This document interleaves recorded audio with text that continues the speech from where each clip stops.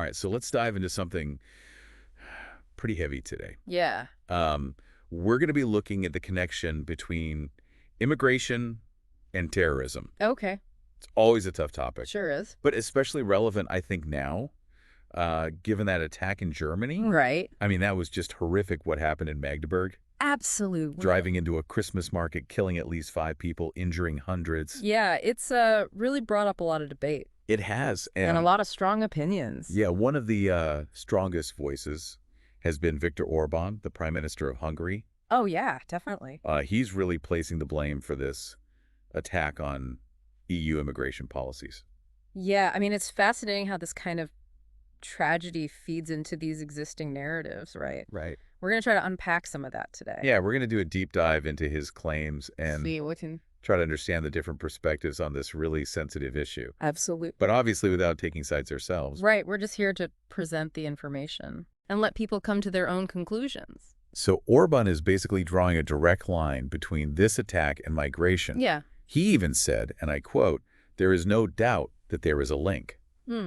He's pointing to that large influx of migrants and refugees who arrived in Europe after 2015. Right. And suggesting that these attacks didn't really happen before then. Yeah, and that's where things get a little tricky. Yeah. Is that accurate?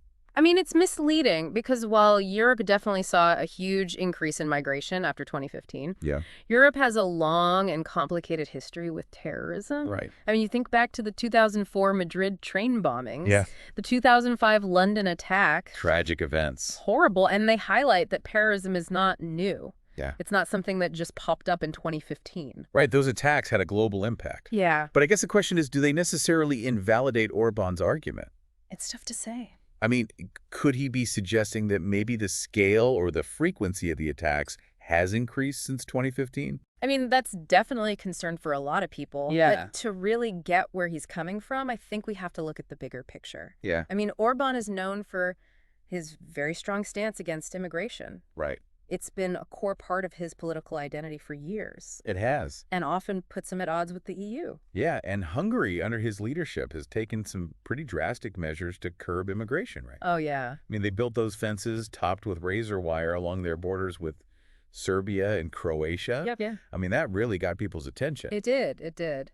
And those actions haven't exactly made him popular with the EU. No, not at all. In fact, the EU court fined Hungary 200 million euros Yeah. for violating asylum rules. Which are basically guidelines for how countries should treat people seeking refuge from persecution. Right. And they even added a daily fine of an additional €1 million Right. until Hungary complies. €1 million a day.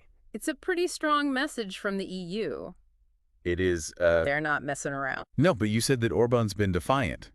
Yeah. So is he just ignoring this ruling? He's basically saying he's going to fight these EU immigration policies because he sees them as a threat to Hungary's security and independence. So he's really digging his heels in. Oh, yeah, absolutely. And this all makes the details about the suspect in the Magdeburg attack even more interesting. It does. Because it turns out the suspect is a 50-year-old Saudi doctor who's lived in Germany since 2006. Right. Long before that 2015 migrant influx. Exactly. And it doesn't stop there. What else? The suspect actually described himself as a former Muslim. Oh, wow. And he frequently shared anti-Islam content on social media. Oh, so this really complicates that narrative that Orbán's been pushing. It really does. So where does this leave us? We've got Orbán blaming this attack on EU immigration policies. Right. But the historical context and the background of this suspect paint a very different picture. They do. It's much more complicated than it might seem at first glance. It is, and it raises some tough questions. Yeah, definitely. I mean, how should nations balance the need for security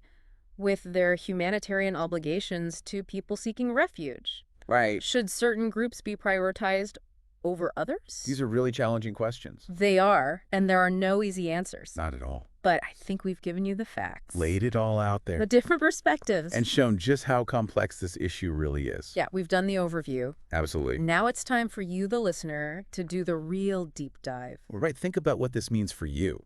How do you balance these competing priorities? What criteria should be used to make these decisions? It's about digging deeper, Absolutely. analyzing the different viewpoints, Thinking critically. and forming your own informed opinion. That's what this is all about. That's the real value of a deep dive like this. I think so. Thanks for listening. Absolutely. Until next time. See you then.